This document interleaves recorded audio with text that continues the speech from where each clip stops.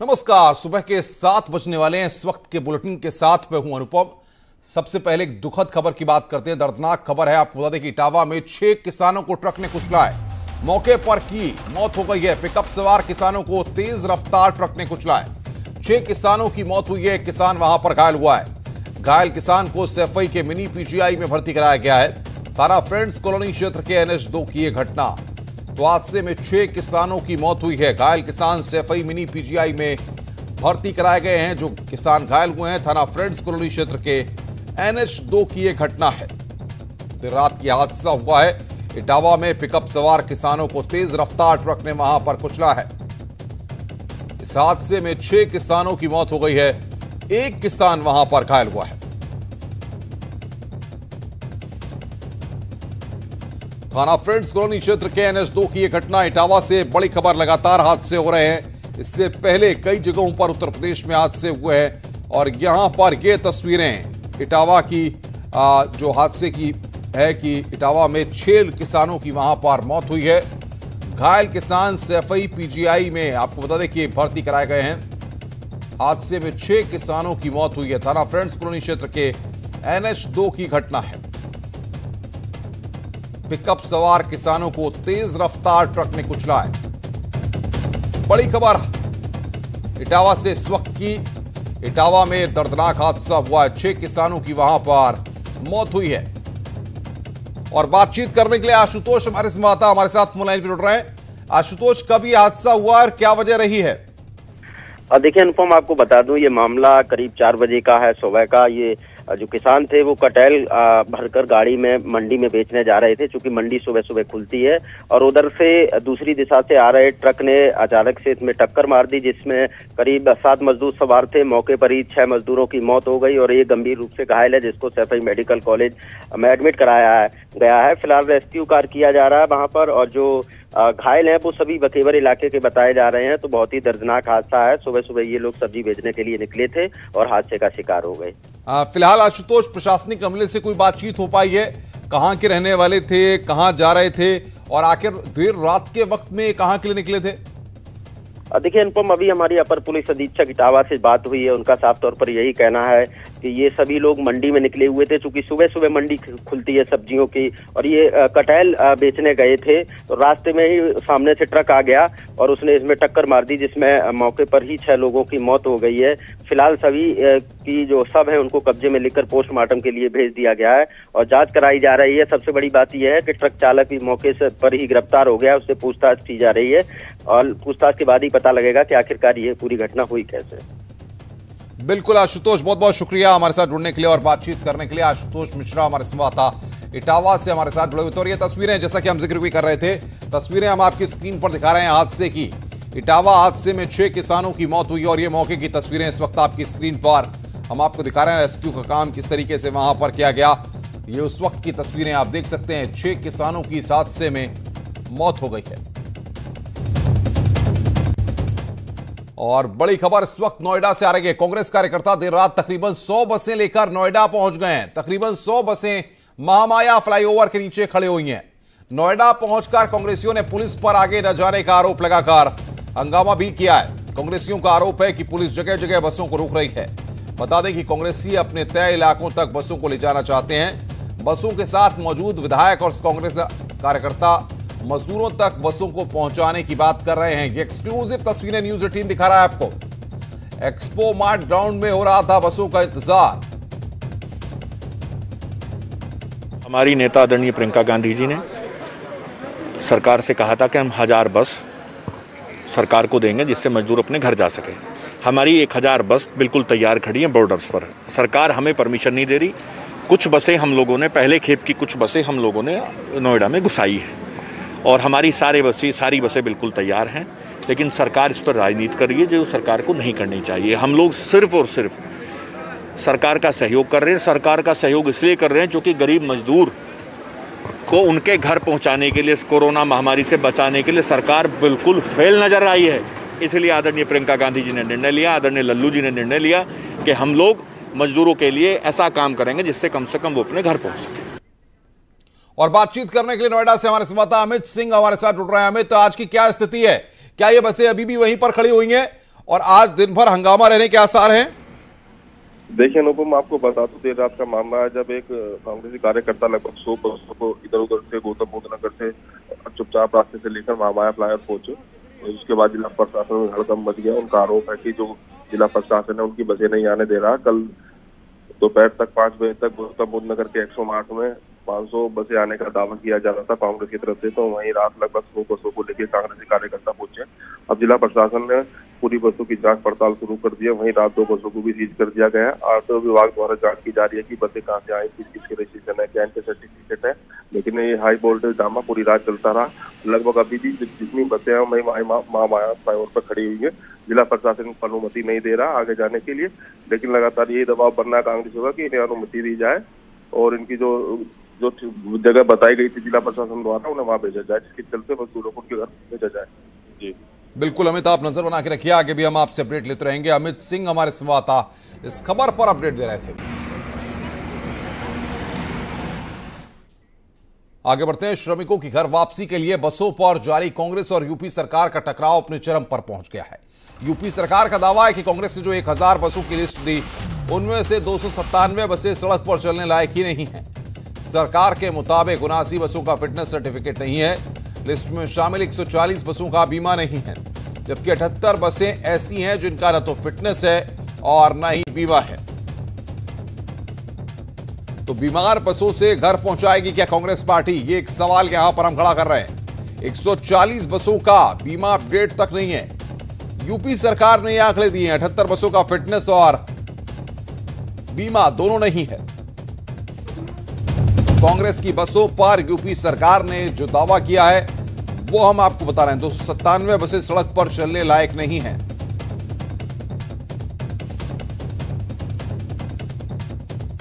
एक 140 बसों का बीमा अपडेट तक नहीं है। तो बेबस मजदूरों पर बस का सियासी घमासान जारी है।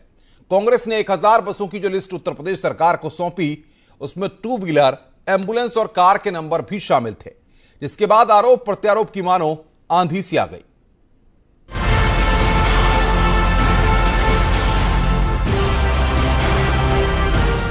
लॉकडाउन में मजदूरों पर बेबस सियासत। बसें 1000, फिर क्यों भेजे ऑटो कार?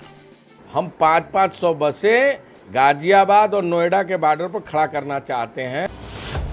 कांग्रेस ने अब बस में किया फर्जीवाड़ा। मिथ्या वर्णन करना, झूठे दावे करना, लोगों को गुमराह करना, ये केवल कांग्रेस के बड़े नेताओं का और विपक्ष के कुछ बड़े नेताओं का काम रह गया है। भगवान स्वरूपी हमारे उन मजदूरों, श्रमिकों और कामगारों को उत्तर प्रदेश का शासन, प्रशासन और राजनीतिक दल सरे राह अपने बेहाल हाल पर छोड़ सकते हैं? चिट्ठी के चक्रव्यूह में प्रवासी मजदूर। बस करो मजदूरों से धोखा। अगर राजस्थान से जो लेबर आ रहे थे, जिन प्रदेशों में कांग्रेस की सरकार है वहां से जिस समय लेबर आ रहे थे, उस समय उनकी चिंता क्यों नहीं करेगी? वहीं पर बसें लगाकर अगर भेज देते तो शायद उचित रहता। तो प्रवासी मजदूरों के घर वापसी पर कांग्रेस और बीजेपी आमने सामने है। आरोप प्रत्यारोप का दौर जारी है। दूसरे राज्यों से यूपी आ रहे श्रमिकों की घर वापसी को लेकर भाजपा और कांग्रेस में शनिवार शाम से शुरू हुआ शहमात का खेल मंगलवार देर शाम तक जारी रहा। मंगलवार को शाम तक भी ना तो श्रमिकों को बसें मिल सकी और ना ही बसें सरकार की मंशा के मुताबिक कांग्रेस ने गाजियाबाद पहुंचाई। प्रदेश कांग्रेस अध्यक्ष अजय कुमार लल्लू को दर्जनों साथियों के साथ आगरा सीमा पर धरना देने के बाद गिरफ्तार कर लिया गया। देखिए, उक्त घटना के संबंध में थाना फतेहपुर सीकरी में मुकदमा दर्ज किया जा रहा है और उसके संबंध में 2 व्यक्ति को, एक अजय सिंह को और विवेक बंसल को गिरफ्तार किया गया है और पूछताछ चल रही है। फतेहपुर सीकरी में जो है धारा 188, 269 और एपिडेमिक एक्ट के तहत जो है मुकदमा दर्ज किया गया। यही नहीं, लखनऊ में प्रियंका गांधी के निजी सचिव संदीप सिंह के खिलाफ एफआईआर दर्ज कराई गई है। लखनऊ के आरटीओ की ओर से दर्ज इस एफआईआर में प्रदेश कांग्रेस के अध्यक्ष अजय सिंह लल्लू का भी नाम शामिल है। एफआईआर बसों की लिस्ट में गड़बड़ी के आरोप में दर्ज हुई। खैर, इन सब के बीच प्रियंका गांधी ने योगी सरकार को घेरते हुए पूरे घटनाक्रम पर एक बार फिर से ट्वीट किया और कहा कि श्रमिकों के लिए बसें ले जाने दीजिए, चाहे बसों पर भाजपा का ही झंडा लगा दीजिए। खैर, आरोप प्रत्यारोप एक तरफ और जमीनी हकीकत एक तरफ, और इन सब के बीच मजदूरों को अब भी इंतजार है कांग्रेस की बसों का। चिट्ठी ट्वीट का दौर भी जारी है, लेकिन नहीं मिल पा रही है तो सिर्फ बस। Bureau report, news 18। और उत्तर प्रदेश में एक दिन में सर्वाधिक मामले सामने आए। उत्तर प्रदेश स्वास्थ्य विभाग के द्वारा जो आंकड़े जारी किए गए, एक दिन में सबसे ज्यादा 323 कोरोना पॉजिटिव मिले हैं। अब तक उत्तर प्रदेश में कुल 4,926 मरीज कोरोना पॉजिटिव मिल चुके हैं। विभिन्न जिलों में अब तक 135 मरीजों की मौत हुई है। सभी 75 जिलों में अब तक कोरोना संक्रमित 323 एक दिन में कोरोना पॉजिटिव का आंकड़ा आया है।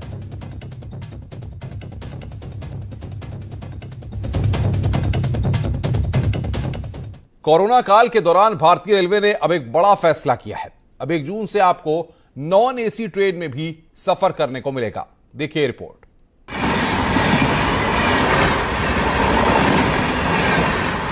कोरोना महामारी ने जो देश की रफ्तार रोकी थी, अब वो धीरे धीरे पटरी पर लौटने लगी, और इसमें सबसे अहम भूमिका भारतीय रेलवे निभाने जा रहा है। लॉकडाउन 4 यानी 31 मई के बाद भारतीय रेलवे नॉन एसी ट्रेन चलाएगा। जी हाँ, भारतीय रेलवे 1 जून से 200 नॉन एसी ट्रेन चलाने जा रहा है। रेलवे की ओर से इन ट्रेनों के रूट और टाइम टेबल की जानकारी भी जल्द ही जारी की जाएगी। ये तमाम जानकारियां केंद्रीय रेल मंत्री पीयूष गोयल ने ट्वीट कर दी। रेलवे फिलहाल 200 श्रमिक स्पेशल ट्रेनें चला रहा है, जिसे अगले 2 से 3 दिन में बढ़ाकर 400 किया जाएगा। पीयूष गोयल ने अपने ट्वीट में प्रवासी श्रमिकों से अपील भी की है कि वो सड़कों पर पैदल ना निकलें, अपने आसपास के डीएम ऑफिस में जाकर रजिस्ट्रेशन कराएं। उन्हें घर पहुंचने के लिए रेलवे जरूरी उपाय करेगा।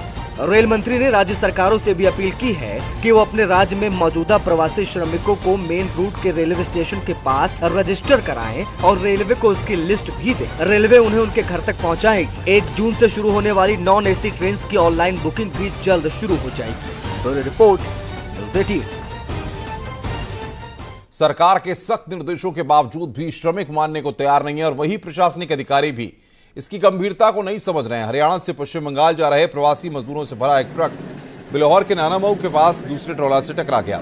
इस हादसे में 15 लोग घायल हो गए। बताया जा रहा है कि ट्रक में कुल 40 मजदूर सवार थे। सभी घायलों को इलाज के लिए अस्पताल में भर्ती करा दिया गया।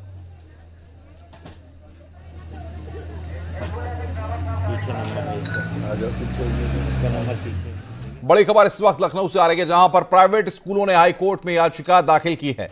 ये याचिका फीस न बढ़ाने के आदेश के खिलाफ है। मौजूदा सत्र में फीस न बढ़ाने के सरकारी आदेश को चुनौती दी गई है। प्राइवेट स्कूलों की ओर से हाई कोर्ट में लखनऊ बेंच में याचिका दाखिल हुई। इसके बाद हाई कोर्ट ने एडवोकेट जनरल को नोटिस जारी कर सरकार से 18 जून तक जवाब मांगा है। प्राइवेट स्कूलों की ओर से वरिष्ठ वकील कपिल सिब्बल वीडियो कॉन्फ्रेंसिंग के जरिए पेश हुए। यूपी आपदा प्रबंधन अधिनियम 2005 को गैर कानूनी घोषित करने की मांग की गई है।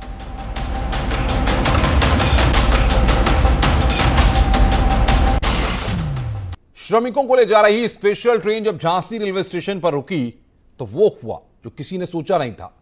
प्लेटफॉर्म पर मच गई खाने के लिए झपट मारी। देखिए रिपोर्ट।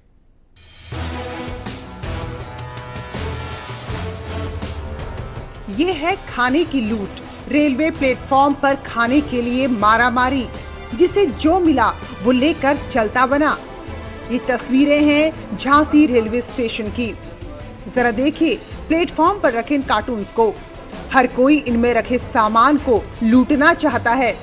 और ये भी देखिए कि प्लेटफॉर्म में पुलिस भी मौजूद थी, लेकिन ये सब कुछ पुलिस वालों की मौजूदगी में होता रहा।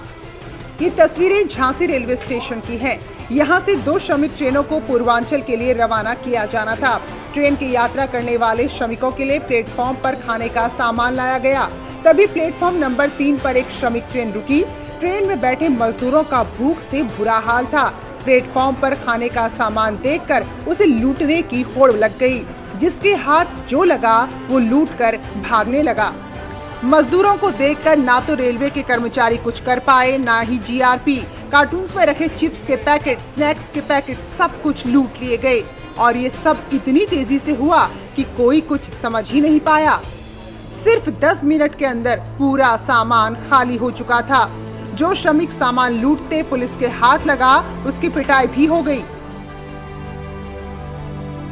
यूपी सरकार मजदूरों को उनके घर पहुंचाने की हर संभव कोशिश कर रही है। श्रमिक ट्रेन और बसें चलाई जा रही हैं।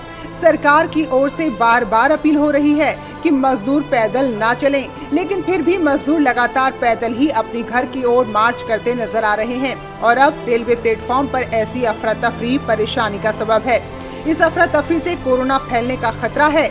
ये लूट कोरोना को बढ़ा सकती है। इस आपाधापी में सोशल डिस्टेंसिंग की धज्जियां उड़ा दी गई। मानो कोरोना का डर किसी को नहीं था। भूख के आगे सब बेबस थे और भूख मिटाने के लिए जो जैसे भी हाथ लगा उसे लूट लिया। लूट मचाने वाले श्रमिक घर छोड़कर दूसरे शहरों में रोजी रोटी के लिए गए थे, लेकिन इन्हें क्या पता था कि कोरोना के चलते उनकी 2 जून की रोटी ही खतरे में पड़ जाएगी। न्यूज़ 18 के लिए झांसी से अश्विनी मिश्रा की रिपोर्ट। मुरादाबाद में दिल दहलाने वाली वारदात की सीसीटीवी तस्वीर सामने आई है। यहां मजौला क्षेत्र के मजौली तिराहे पर शराब पीने के विवाद में 2 सगे भाइयों में झगड़ा हो गया। विवाद बढ़ने पर दिनेश नाम के युवक ने अपने सगे भाई संजीव पर ईंटों से हमला कर दिया। हमले के बाद संजीव सड़क पर गिर पड़ा और बाद में उसकी मौत हो गई।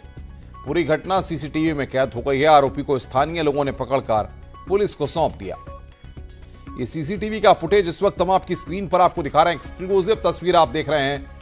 सीसीटीवी में किस तरीके से ये पूरी वारदात कैद हुई है। भाई ने भाई की वहां पर हत्या की और सीसीटीवी फुटेज यहां पर ये पूरे हत्याकांड का शराब पीने को लेकर किस तरीके से रिश्तों को कलंकित किया गया। फिरोजाबाद के जसराना में पुरानी रंजिश में 2 गुट आपस में भिड़ गए और दोनों तरफ से जमकर पथराव और फायरिंग हुई। पत्थरबाजी में 3 लोग घायल हो गए हैं। दबंगों का हथियार लहराते हुए वीडियो वायरल हो रहा है। पुलिस ने इस पूरे मामले की जांच पड़ताल शुरू कर दी है।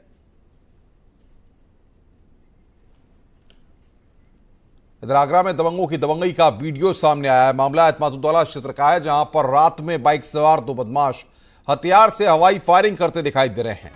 बाद में आराम से चले जाते हैं। पूरी घटना सीसीटीवी में कैद हो गई है। इधर इलाके में दहशत फैल गई है। तो दबंगों ने वहां पर फायरिंग की। है तस्वीर हम आपको दिखा रहे हैं। एक्सक्लूसिव तस्वीर न्यूज़ 18 पर आप देख रहे हैं किस तरीके से सीसीटीवी में तस्वीर यहां पर कैद हुई है। मोटरसाइकिल पर ये सवार और उसके बाद वहां पर फायरिंग की जाती है। इलाके में वहां पर दहशत फैली है। फतेहपुर में लॉकडाउन के नियमों को निभाते हुए दूल्हा दुल्हन ने 7 जन्मों का साथ निभाने की कसम खाई। यहां इकाली गांव निवासी वेद प्रकाश राजपूत ने अपनी बेटी की पहले से ही शादी तय कर रखी थी।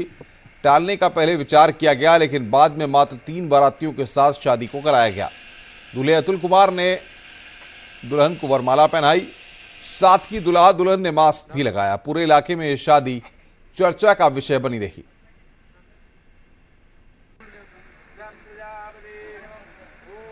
के बाद शादी पहले से तो फिक्स हो गई थी, इसके लिए शादी करना जरूरी था। तो मैं और मेरे पिताजी आए, शादी करके चले गए। जनवरी में तय हो गई थी और पहले लॉकडाउन नहीं था, तो 18 मई की डेट निकली थी। तो लॉकडाउन के चलते ये हुआ कि पहले शादी कैंसिल कर दिया जाए।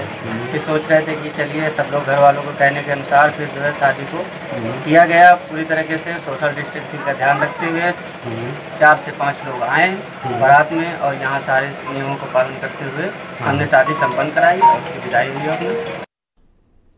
लॉकडाउन में बरेली से एक अजीबोगरीब मामला सामने आया। यहां पर एक महिला जो अपने मायके में थी लेकिन लॉकडाउन में वही रह गई, जिसके बाद उसका पति ने दूसरी शादी कर ली। जैसे ही महिला को अपने पति की करतूत पता चली, उसने समाजसेवी संगठन मेरा हक फाउंडेशन के अध्यक्ष फरहत नकवी से मदद की गुहार लगाई। फरहत के मुताबिक महिला का निकाह 2013 में हुआ था और उसके 3 बच्चे हैं और 19 मार्च 2020 को महिला का पति उसे मायके छोड़ आया। इसी बीच लॉकडाउन में हो गया, जिसके बाद पति ने मौसी की लड़की से दूसरा निकाह किया। फिलहाल समाजसेवी संगठन ने पुलिस से मदद की गुहार लगाई है। अब मैं चाहती हूँ मुझे इसमें इंसाफ मिले। मेरे 3 बच्चे हैं छोटे छोटे और मुझे उस लड़की को उस घर में से निकाला जाए और मैं उस घर में जाना चाहती हूँ। अलीगढ़ में कोरोना संक्रमण से रियल एस्टेट कारोबारी की मौत के बाद से मामला तूल पकड़ता जा रहा है। कारोबारी की मौत से 2 दिन पहले ही उसकी मां की 13वीं थी, जिसमें 150 से ज्यादा लोग जमा हुए थे, जिसके बाद उनके 5 रिश्तेदारों के साथ 150 अज्ञात लोगों के खिलाफ मामला दर्ज किया गया था। इस पूरे मामले पर राजनीतिक दलों ने जिला प्रशासन को घेरना शुरू कर दिया है। आपको बता दें कि अलीगढ़ में अब तक 80 से ज्यादा कोरोना संक्रमण के मामले सामने आ चुके हैं। और अब आपको लेकर चलते हैं कोरोना कंट्रोल रूम।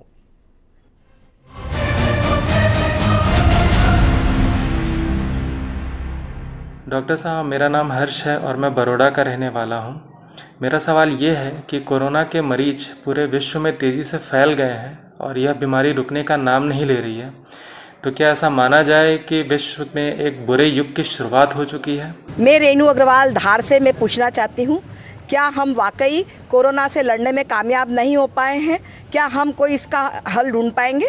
डॉक्टर साहब, मेरा सवाल है, क्या ये कोरोना वायरस कभी खत्म होगा या इसका कोई इलाज है या इसे हमें नॉर्मल मानकर ऐसे ही जीना होगा? मेरा नाम आर्यन कुमार है, मैं जमशेदपुर का रहने वाला हूँ। डॉक्टर साहब, इबोला, H1N जैसे बीमारी भारत में नहीं फैल पाए, लेकिन कोरोना वायरस तेजी से फैल गया। क्या इसे कंट्रोल नहीं किया जा सकता? नमस्कार डॉक्टर साहब, मैं जयपुर से मानसी मेहता बोल रही हूँ। डॉक्टर साहब, कोरोना के मरीज पूरी दुनिया में बढ़ते ही जा रहे हैं। यह बीमारी रुकने का नाम ही नहीं ले रही है। तो मेरा प्रश्न ये है कि क्या ये पूरे विश्व के लिए एक बुरे युग की शुरुआत है? क्या पूरी दुनिया के लिए एक बुरा युग शुरू हो चुका है? 2020 एक बहुत बुरा युग शुरू हो चुका है पूरे के पूरे विश्व के लिए। ये कहना कि इस संक्रमण से हम हमेशा लड़ते रहेंगे और ये वायरस को जीका और इबोला वायरस से कंपेयर करना आज की डेट में ठीक बात नहीं है, क्योंकि इबोला वायरस, जीका वायरस जैसे फैले नहीं थे और उनको कंट्रोल कर लिया गया था कुछ ही कंट्रीज में।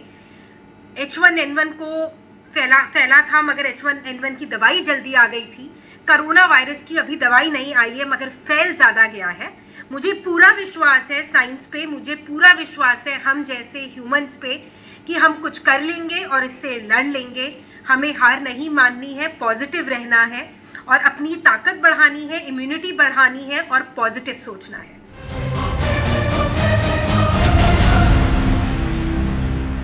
इस बुलेटिन में फिलहाल इतना ही। आगे देखिए उत्तराखंड की खबरें नीलू के साथ। नमस्कार।